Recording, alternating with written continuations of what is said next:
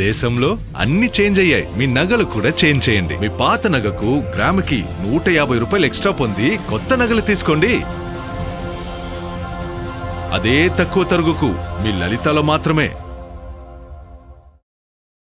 నమస్తే. కాదే సాయికృష్ణ కేసుకి సంబంధించి అనేక రకాల మలుపులు తిరుగుతూ ఉన్నాయి. సో వాళ్ళ మదర్ కూడా పోరాటం చేస్తానే ఉంది. సో ప్రస్తుతానికి అయితే మాత్రం మానవ హక్కుల సంఘానికి వెళ్ళొద్దు, అసలు పెట్టొద్దు అని చెప్పేసి ఆవిడ చెప్తున్నట్లుగా ఇప్పుడు వార్తలు వస్తుంది. సో ఎందుకు ఆవిడ భయపడుతున్నారా, ఎవరైనా బెదిరిస్తున్నారా, లేకపోతే ఎందుకు వద్దని చెప్తూ ఉన్నారు? అసలు సాయికృష్ణ డెడ్ బాడీ ఏమైంది అసలు? సో ఇది ఇప్పటికీ కూడా సస్పిషియస్ గానే ఉంది. సో ఇది రాజకీయ పరంగా కూడా అనేక ప్రకంపనలు రేపింది. ప్రతి ఒక్కరు కూడా దీని మీద మాట్లాడుతూనే ఉన్నారు. అండ్ ప్రతిపక్షాలు కూడా దీని మీద గట్టిగానే గళమెత్తాయి. అసలు ఏం జరుగుతుంది ఏపీలోని? ఈ కేసు డీటెయిల్స్ అయితే మనం అప్డేట్ తెలుసుకుందాము. సీనియర్ జర్నలిస్ట్ దాము బాలాజీ గారు. సార్ నమస్తే. సార్ సాయికృష్ణ కేసు అప్డేట్ ఏంటి అసలు? ప్రస్తుతం ఈ రోజున్న అసలు ఏ స్టాండర్డ్స్ మీద పోతూ ఉన్నది కేసు అనేది అర్థం కావాలి. సాయికృష్ణ కేసులో 2 యాంగిల్స్ ఉన్నాయండి. ఒకటేమో సాయికృష్ణ మీద సిట్ వేశారు. సాయికృష్ణని పోలీస్ కస్టడీకి తీసుకోవాలని సిట్టు ట్రై చేస్తుంది.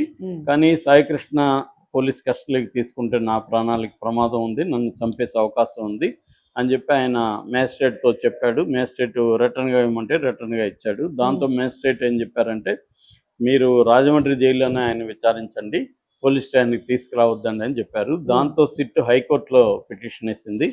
ఎందుకంటే మేము ఇక్కడ తీసుకొచ్చి పోలీస్ స్టేషన్లో సీన్ రికన్స్ట్రక్షన్ చేయాలి, తర్వాత సాక్షులతో నిలబడి మాట్లాడించాలి, ఇక్కడ చేయాలి తప్ప మేము అక్కడికి వెళ్ళలేము, మా స్టాఫ్ కూడా అందరూ వారం రోజులు పోయి అక్కడ రాజమండ్రి కూర్చోలేరు అని ప్రాక్టికల్గా సాధ్యం కాదు అని చెప్తే హైకోర్టు ఏం చేసిందంటే, ఒకరోజు తీసుకెళ్ళండి, మిగతా అంతా అక్కడే చేయండి అని చెప్పింది హైకోర్టు కూడా.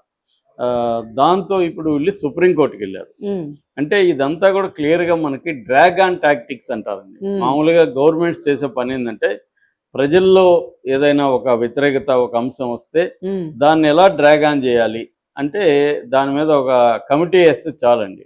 ఆ కమిటీ ఎప్పటికీ తేలదు, అది డ్రాగ్ ఆన్ అవుతా వెళ్తుంది. అవసరమైనప్పుడు ఆ కమిటీలో ఫైండ్ అవుట్స్ అని కొన్ని వాళ్ళకి అనుకూలంగా మీడియాలో బయటకు వస్తుంటాయి, లేకపోతే సైలెంట్గా ఉంటుంది. వాళ్ళకి అవసరమైనప్పుడు దాన్ని లాగుతారు, మళ్ళీ అది వదిలి కోల్డ్ స్టోరేజ్. ఇలాంటి కేసెస్ అన్ని పెట్టి ఉంచుకుంటారు అనుకుంటాను కదా సార్. డైవర్షన్ కోసం ఏదైనా ఇష్యూ వచ్చింది, వేరే ఇష్యూ డైవర్ట్ చేయాలి, టక్కన దీన్ని తీస్తారు. సో ఏముందిరా ఆ రెండిట్లో ఇది అంటే దాని మీడియా వాళ్ళకి ఫోన్లు వెళ్ళిపోతాయి. సో మీడియా దాని మీద హైలైట్ చేస్తుంది, డిబేట్లు పెడుతుంది, అది కొద్దిగా ఇష్యూ వస్తుంది. ఇది ముందు నుంచి ఏ గవర్నమెంట్ ఉన్నా, ఏ పొలిటికల్ పార్టీ ఉన్నా చేసే తతంగమే. సో అంటే రాజ్యాంగాన్ని ఎలా నీరుగార్చాలి, అప్పుడు రాజ్యాంగం రాసిన వాళ్ళు ఎవరు ఇది ఊహించుండ్రు. వీళ్ళ తెలివితేటలు, వాళ్ళందరికంటే తెలివి ఎక్కువ ఉంది వీళ్ళకి. సో అలాగా వీళ్ళు చేస్తుంటారు. ఇప్పుడు కూడా ఈ సిట్ అనేది ఒక నామకే వాస్తే వ్యవహారం తప్ప ఏమీ లేదు. అంటే క్లియర్గా నాగరాజు ఒక్కడే చేయలేదు, దీని వెనక 25 కోట్లు 30 కోట్ల ఆస్తి తగాదా ఇవి ఉన్నాయి, పంచాయతీ ఉంది. దాన్ని సాయికృష్ణను ఉపయోగించుకున్నారు పోలీసులు. దాని తర్వాత సాయికృష్ణ వాళ్ళకి ఇబ్బందికరంగా మారడంతో అతన్ని కొట్టారు. గట్టిగా కొట్టడప్పుడు చనిపోయాడు. చనిపోయిన తర్వాత బాడీ ఉంటే తమిళనాడులో తూత్తుకుడిలో 8 మంది పోలీసులకు మరణశిక్ష పడింది కాబట్టి అలాగే ఏమన్నా పడుతుందేమో అని భయపడి, బాడీనే లేకపోతే, ఆధారాలే లేకపోతే ఏం జరగదని చెప్పి తీసుకెళ్లి తగలబెట్టి బూడిద చేశారు. ఇప్పుడు ఆ బూడిద కానీ అవన్నీ కానీ రికవరీ చేయలేదు. సడన్గా పోలీస్ స్టేషన్ డాబా మీద బూడిద దొరికింది, తర్వాత అతని కడియం దొరికింది, రక్తం చారికలు ఉన్న లాఠీ దొరికింది అని చెప్పారు. అది ఇన్ని రోజులు ఏంది స్టేషన్ మీదకి ఇప్పుడెల్లా వచ్చింది. సో రెండోది, ఆ బూడిద ఇతందా కాదా ఎవరికి తెలియదు, అది ఎప్పటికి తేలుతుందో కూడా తెలియదు. రేపు ఫైనల్గా అది ఇతంది కాదంటారు, DNA చేయాలి. సో ఇవన్నీ ఇప్పటికి ఏమీ జరగలేదు.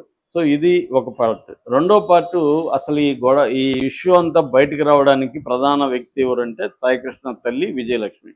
ఆమె పోరాటం చేయడం వల్లనే ఇది వచ్చింది. ఆమె చాలా స్ట్రాంగ్గా పోరాటం చేసింది, లాయర్లను పట్టుకునింది, హ్యూమన్ రైట్స్ లాయర్ని, విజయవాడలో బార్ కౌన్సిల్ని వెళ్ళింది, ప్రతి గడప తొక్కింది ఆమె.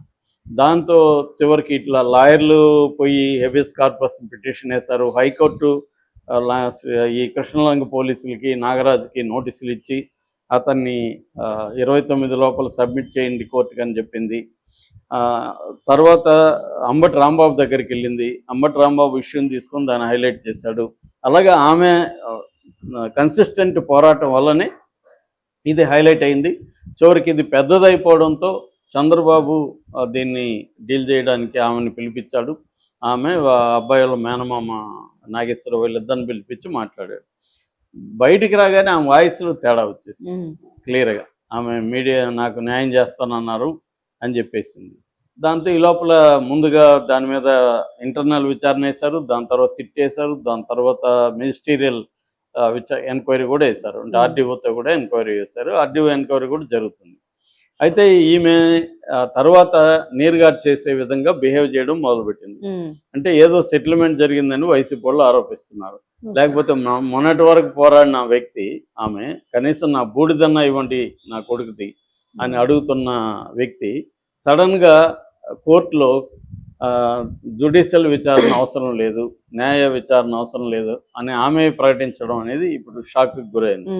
అయితే నాలాంటి వాళ్ళకి షాక్ కాదు, ఎందుకంటే నేను చాలా కేసులు ఇలాంటివి చూశాను పౌర హక్కుల సంఘంలో పనిచేసినప్పుడు.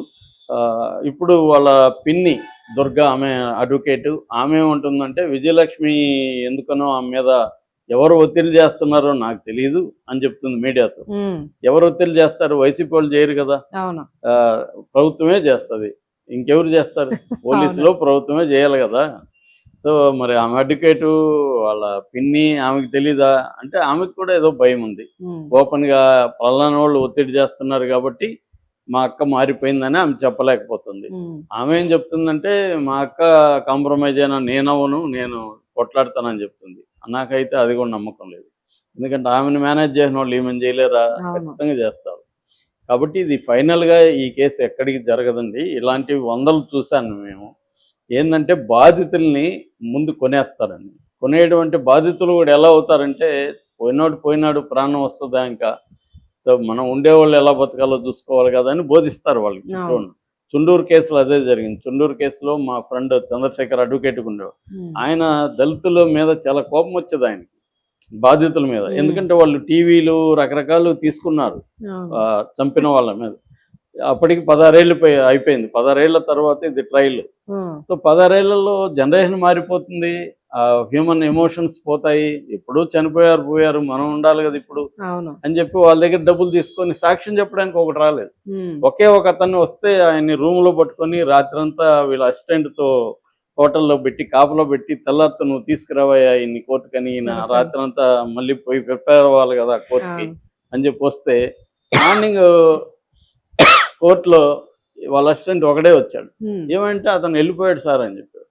సో ఇలాంటి చాలా పెయిన్ఫుల్ ఇదన్నమాట. సో ఇది మామూలుగా ఏం చేస్తారంటే బాధితుల్ని ఒకటి బెదిరిస్తారండి.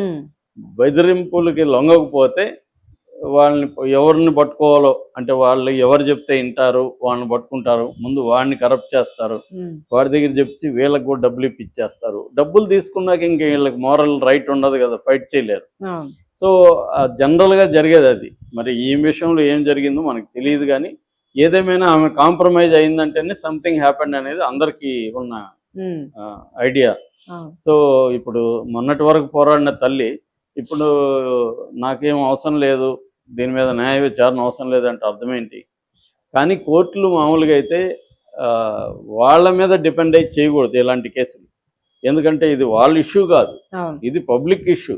పబ్లిక్లో ఒక మనిషిని తీసుకెళ్ళి పోలీసులు లాకప్లో చంపేస్తే వాళ్ళు జవాబుదారీతనం ఉండకపోతే వాళ్ళు మరీ చేస్తున్నారు. ఆల్రెడీ ఇప్పుడు నెల్లూరులో ఒక లాకప్ డెత్ జరిగింది, పల్నాడులో ఒక లాకప్ డెత్ నిన్న జరిగాయి, 2 జరిగాయి. అంతకుముందు ఆదంలో జరిగింది. సో అంటే సాయి కృష్ణకి ఏం కాలేదు, ఒక శవాన్ని మాయం చేస్తే ఇక మీద శవాలను మాయం చేస్తారు, చంపేసి శవాలను మాయం చేస్తారు. ఎందుకంటే సాయి కృష్ణ కేసులో ఏం జరిగింది, మనకు మాత్రం ఏం జరగబోతుంది అన్న ఒక ఇది జరుగుతుంది. సో ఇప్పుడు కూడా ఏంటంటే అక్కడ సాయి కృష్ణని ఒకడనే బలి చేస్తున్నారు. సాయి కృష్ణ కంటే పై ఆఫీసర్లు కూడా దీంట్లో ఇన్వాల్వ్ అయినారని ఆమె కూడా ఆరోపించింది. ఇప్పుడు ఆమె విత్డ్రా చేసుకుంటది, గవర్నమెంట్ అట్లాగో దీన్ని నీరు గరుస్తుంది. ఇంకెక్కడ ఎవరికి న్యాయం కావాలి ఇక్కడ? కాబట్టి మనలాంటి వాళ్ళు మాట్లాడితే నీకేంట్రా నొప్పి, ఆమె విత్డ్రా చేసుకుంది, నువ్వు మన కామెంట్లు పెడతారు. సో ఇది పరిస్థితి అన్నమాట. కాబట్టి సాయి కృష్ణ కేసు అనేది కొద్ది రోజులకి సాయికృష్ణ ఎలాగైతే మిస్ అయిపోయాడు, మళ్ళీ ఇంకో కొత్త కేసు కేసు కూడా ఇది వచ్చేటప్పుడు మిస్ అయిపోతుంది. దీన్ని ఎవడు పట్టించుకోడు. మెల్లగా సాయికృష్ణ కూడా బయటకు వచ్చేస్తాడు. కొద్ది రోజులకి సాయికృష్ణకి తెలియకుండా పోస్ట్ ఇచ్చేస్తారు. అతను హ్యాపీగా ఉంటుంది. పోస్ట్ లేకపోయినా అతను ఈ పాటికి కోట్లు సంపాదించాడని అంటున్నారు. కాబట్టి ఏమీ జరగదు. అదే ఒక రావణ్ కేసు చూడండి. రావణ్ ఏమి నేరం చేయకపోయినా అతని ఆస్తులు, బ్యాంక్ అకౌంట్లు, అన్ని మొత్తం సీలు, అతని పాత వీడియోలు, అది సాయికృష్ణ కేసులో ఏమీ లేదు. సాయికృష్ణ ఆస్తుల గురించి, బ్యాంక్ అకౌంట్ల గురించి అతను ఏమీ లేదు. చూడండి, ఇది మాత్రం మొత్తం మీడియా రంగంలో దిగి, సాయికృష్ణ మీద ఎందుకు అలా మీడియా రంగంలో దిగలేదు, రావణ్ మీద ఎందుకు దిగింది? సో ఇవన్నీ అంటే ప్రజలు మరి గుడ్డివాళ్ళు కాదు, కానీ ప్రజలు లేకపోతే అందరూ కూడా ఎవరు కూడా ఇప్పుడు న్యూట్రల్ గా లేరు, ఇండిపెండెంట్ గా లేరు. అందరూ పార్టీలు చీలిపోయారు కాబట్టి అవతలోడు ఏం మాట్లాడినా, ఇప్పుడు మనం ఏదైనా గట్టి మాట్లాడితే నువ్వు వీడు వైసీపీ పేటిఎం డాగ్ వీడు అని వీడు డబ్బులు తీసుకొని మాట్లాడుతున్నారు. ఎంత కమ్ముడు పోయావే అని పెట్టేవాళ్ళు కూడా. సో అలాగే పెడతారు తప్ప విచిత్రంగా అసలు దీంట్లో న్యాయం అన్యాయం ఏంటి, ఆబ్జెక్టివ్ గా థింక్ చేద్దాం అనేది పోయింది.